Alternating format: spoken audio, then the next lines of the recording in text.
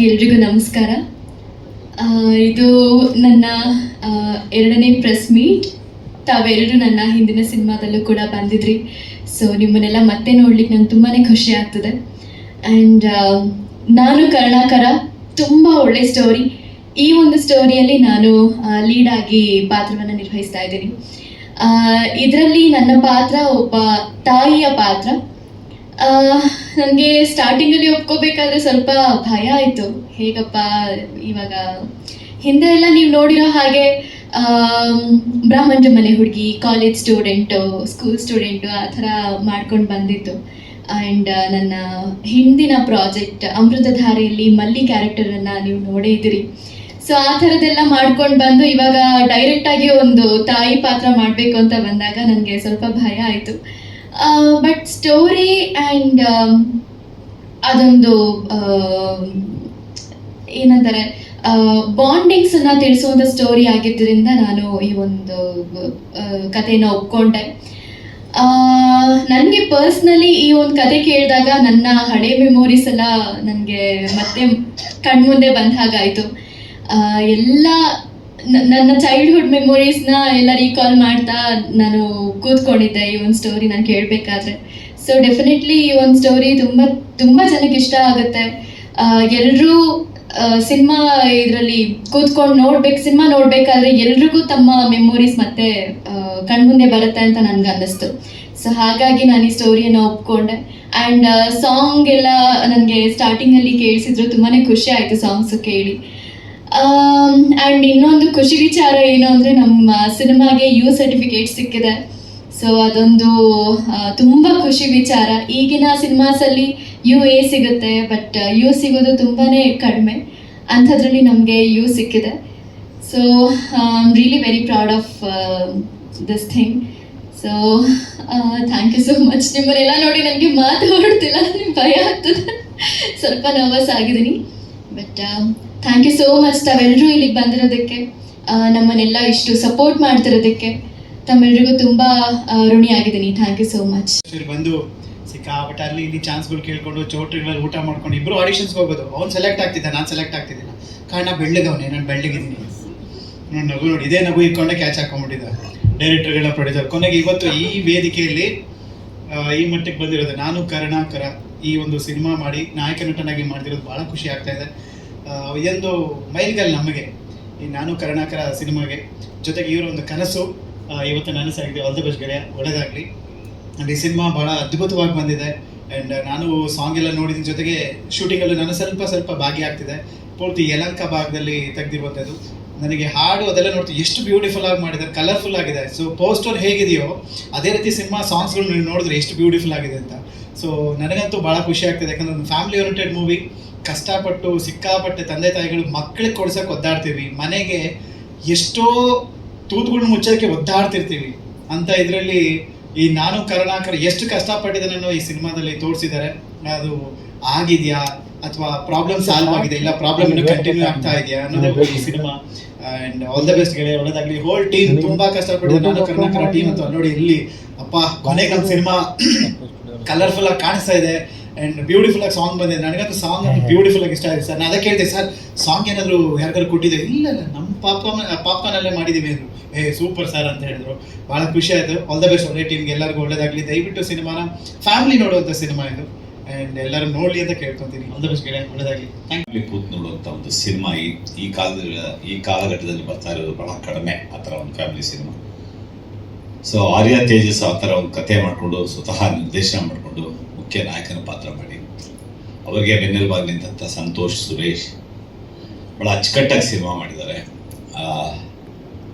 ಅವರ ಹೆಂಡತಿ ಪಾತ್ರ, ನಾಯಕಿ ಪಾತ್ರ ಭಾರ್ಗವಿ, ರಾಧಾ ಭಗವತಿ. ನಾನು ಬೇರೆ ಸೀನ್ಗಳು ನೋಡಿಲ್ಲ, ಟ್ರೈಲರ್ ನೋಡಿದೆ. ಮತ್ತು ಸಾಂಗು ತುಂಬ ಚೆನ್ನಾಗಿ ವರ್ಕೌಟ್ ಮಾಡಿದ್ದಾರೆ. 3 ಸಾಂಗು.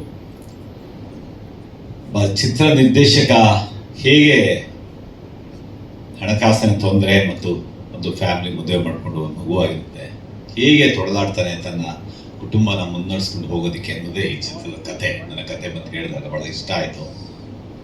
ನಾನು ಈ ಚಿತ್ರದಲ್ಲಿ ಒಬ್ಬ ಪೈಂಟ್ ಮಾಡುವಂಥ ಮೇಸ್ತ್ರಿ. ಸೊ ಕೊನೆಗೆ ಒಬ್ಬ ಒಳ್ಳೆಯ ಪೈಂಟರ್ ಅಂತ, ಒಬ್ಬ ಕಲಾವಿದ ನಿರ್ದೇಶನ ಮಾಡಬೇಕು ಅಂತ ಹೊರಡ್ತಾನೆ. ಅವನಿಗೆ ಹೇಗೆಲ್ಲ ತನ್ನ ಜೀವನದಲ್ಲಿ ತೊಡಕುಗಳನ್ನ ಅನುಭವಿಸ್ತಾನೆ ಅನ್ನೋದು ಕೊನೆಗೆ ನನ್ನ ಹತ್ರ ಒಂದು ಪೈಂಟ್ ಕೆಲಸಕ್ಕೂ, ಬಿಲ್ಡಿಂಗ್ ಪೈಂಟ್ ಕೆಲಸ ಮಾಡೋದಕ್ಕೂ ಅಥವಾ ಮೇಸ್ತ್ರಿಗೆ ಅವನ ವ್ಯಾಲ್ಯೂ ಗೊತ್ತಿರೋದಿಲ್ಲ. ಇಲ್ಲೂ ಬಣ್ಣ ಬಿಡಿಸ್ತೀಯ, ಅಲ್ಲೂ ಬಣ್ಣ ಬಿಡಿಸ್ತೀಯ, ಪಾಪ ಬಣ್ಣ ಹೊಡಿ ಅಂದ್ಬಿಟ್ಟು ಕರ್ಕೊಂಡೋಗಿ ಹೇಗಿದ್ರು ಕೂಲಿ ಬರುತ್ತೆ, ನಿನ್ನ ಕೆಲಸ ಗೊತ್ತಿದೆ ಅಂತಂದ್ಬಿಟ್ಟು ಬಿಲ್ಡಿಂಗ್ ಬಣ್ಣ ಹೊಡಿಸ್ತೀನಿ. ಈ ಥರ ಒಂದು ಪಾತ್ರ ನಂದು. ಸೊ ಭಾಳ ಅಚ್ಚುಕಟ್ಟಾಗಿ ಪ್ಲ್ಯಾನ್ ಮಾಡಿಕೊಂಡು ನನ್ನ ಸೀನ್ಗಳನ್ನೆಲ್ಲ ಭಾಳ ನೀಟಾಗಿ ಮುಗಿಸ್ಕೊಂಡ್ರು. ಹೇಳಿದ ಟೈಮ್ಗೆ, ಹೇಳಿದ ರೀತಿ ನಿರ್ಮಾಪಕರಿಗೆ, ನಿರ್ಮಾಪಕರು ಬರೀ ನಿರ್ಮಾಪಕರಲ್ಲ, ಒಂದು ಟೀಮ್ನಲ್ಲಿ ಒಬ್ಬ ಟೆಕ್ನಿಷಿಯನ್ ಆಗಿ ಸಂತೋಷ ಕೆಲಸ ಮಾಡಿದ್ದಾರೆ ಈ ಟೀಮ್ನಲ್ಲಿ. ನಾನು ಶೂಟಿಂಗ್ ಟೈಮಲ್ಲಿ ಅವ್ರನ್ನ ನೋಡಿದೆ, ಅವರ ಇಂಟ್ರೆಸ್ಟು ಮತ್ತು ಎಂಥೂಸಿಸಮು ಎಲ್ಲನೂ. ಚಿತ್ರ ಚೆನ್ನಾಗಿ ಮೂಡ್ ಬಂದಿದೆ ಅಂತ ನಾನು ಅಂದ್ಕೊಳ್ತೀನಿ ಈಗ ಟ್ರೈಲರ್ ನೋಡಿದ್ಮೇಲೆ ಮತ್ತು ಸಾಂಗ್ಗಳು ನೋಡಿದ್ಮೇಲೆ. So all the best entire team. So ಈ ರೀತಿ ಚಿತ್ರಗಳಿಗೆ, ಚಿತ್ರಮಂದಿರಕ್ಕೆ ಜನ ಬರಬೇಕು. ಇವತ್ತಂತೂ ಎಸ್ಪೆಷಲಿ ಸಿಂಗಲ್ ಸ್ಕ್ರೀನ್ಗಳು ನಡೆಯೋದು ತುಂಬ ಕಷ್ಟ ಆಗುತ್ತೆ. ಆಡಿಯನ್ಸ್ ಕೊರತೆ, ಪ್ರೇಕ್ಷಕರ ಕೊರತೆ ತುಂಬ ಕಾರಣ. ಯಾವುದೋ ವರ್ಷಕ್ಕೆ 1 ಸಿನಿಮಾ 2 ಸಿನಿಮಾ ಗೆಲ್ಲುತ್ತೆ. ಮೊದಲಿಗೆ ಎಲ್ರಿಗೂ ನಮಸ್ಕಾರ. ಮನೆ ದೇವರಾದಂಥ ಕಾಲಭೈರವ, ಗುರು ರಾಘವೇಂದ್ರ, ಹಾಗೆ ತಂದೆ ತಾಯಿ, ಹಾಗೆ ನಿರ್ಮಾಪಕರು, ಹಾಗೆ ಮಾಧ್ಯಮ ಮಿತ್ರರ ಆಶೀರ್ವಾದ ಪಡಿತಾ ನನ್ನ ಮೊದಲನೇ ಭಾಷಣ ಇವತ್ತಿಷ್ಟು ಜನ ಮುಂದೆ ಮಾತಾಡ್ತಾ ಇದ್ದೀನಿ. ನನಗೆ ತುಂಬ ಖುಷಿ ಆಗ್ತಾ ಇದೆ. ಸೊ ಸುಮಾರು ಒಂದು 20 ವರ್ಷದ ಒಂದು ಸ್ಟ್ರಗಲ್ ಇವತ್ತು ನಾನು ಕರ್ಣಕರಾಗಿ ಎಲ್ಲರೂ ಮುಂದೆ ಬಂದು ನಿಂತಿದ್ದೀನಿ. ಇದು ಒಂದು ಪ್ರತಿಯೊಬ್ಬ ಫಿಲ್ಮ್ ಮೇಕರ್ನ ಒಂದು ಕನಸು. ಆ ಕನಸು ಎಲ್ಲೂ ಕೂಡ ದಾರಿ ತಪ್ತಾನೆ ಇಷ್ಟು ವರ್ಷ ಆದ್ರೂ ಕೂಡ ಅದನ್ನ ನಿಧಾನವಾಗಿ ತಗೊಂಡು ಬಂದು ಇವತ್ತು ಈ ವೇದಿಕೆ ಮೇಲೆ ಬಂದು ನಿಂತು ಸೊ ನಿಮ್ಗಳ ಮೂಲಕ ಹಲವಾರು ಸ್ಕ್ರೀನ್ಗಳಲ್ಲಿ ನಾನು ಕರ್ಣಕರ ಬರ್ತಾ ಇದ್ದೀವಿ.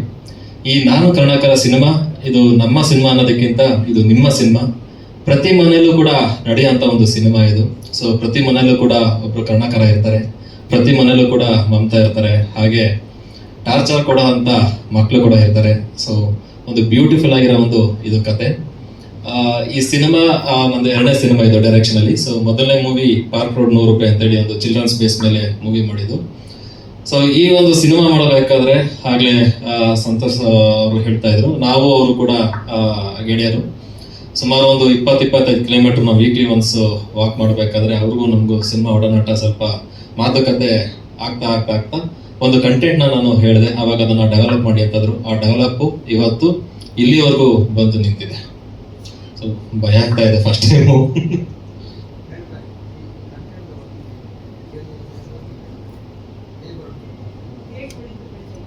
ಇದು ಕಂಟೆಂಟ್ ಲೈಕ್ ನನಗೆ ಎಲ್ಲರೂ ಮನೇಲೂ ನೋಡ್ತಾ ಇದೆ, ಹೊರಗಡೆ ನೋಡ್ತಾ ಇದೆ, ನನ್ನ ಮನೇಲೂ ನೋಡ್ತಾ ಇದೆ. ಸೊ ಇದೆಲ್ಲ ಒಂದ್ ಕಡೆ ಯೂನಿವರ್ಸಲ್ ಅನ್ನಿಸ್ತು ಸಬ್ಜೆಕ್ಟ್. ಸೊ ನನಗೆ ಪಾರ್ಕ್ ರೋಡ್ ಮೂವಿನೂ ಕೂಡ ಒಂದು ಯೂನಿವರ್ಸಲ್ ಸಬ್ಜೆಕ್ಟ್ ಆಗಿ ನಾನು ಮಾಡಿದ್ದು. ನನಗೇನಂದ್ರೆ ಫ್ಯಾಮಿಲಿ ಆಡಿಯನ್ಸ್ ನನಗೆ ಬರಬೇಕು ಅನ್ನೋದು ಒಂದು ಫೀಲ್ ಇತ್ತು. ಸೊ ಅವಾಗ ಆ ಕಂಟೆಂಟ್ನ ಹುಡುಕ್ಬೇಕಾದ್ರೆ ಎಲ್ಲೋ ಒಂದ್ ಕಡೆ ನೋಡಿದೆ ಆ ಘಟನೆ ಅದು. ಅದೆಲ್ಲೋ ಒಂದ್ ಕಡೆ ನನಗೆ ಥಾಟ್ ಶುರು ಆಯಿತು. ಅದ್ರದ್ದು ಪ್ರೋಸೆಸ್ ಮಾಡ್ತಾ ಹೋಗ್ತಾ ಇರ್ಬೇಕಾದ್ರೆ ಹಲವಾರು ವಿಷಯಗಳು ಸಿಗ್ತಾ ಹೋಯ್ತು, ಟ್ರೂ ಇನ್ಸಿಡೆಂಟ್ಗಳು ಸಿಗ್ತಾ ಹೋಯ್ತು. ಹೌದಲ್ಲ, ನಮ್ಮ ಕತೆಗೂ ಕೂಡ ಇದು ಎಲ್ಲೋ ಒಂದು ಕಡೆ ಕನೆಕ್ಷನ್ಸ್ ಇದೆ. ಇದು ಬರೀ ಒಬ್ರದಲ್ಲ, ಹಲವಾರು ಜನದ್ದು ಇದೆ ಅನ್ನೋದು ಒಂದು ಫೀಲ್ ಆಯ್ತು ಸರ್. ಅವಾಗ ಡೆವಲಪಿಂಗ್ ಶುರು ಆಯ್ತು.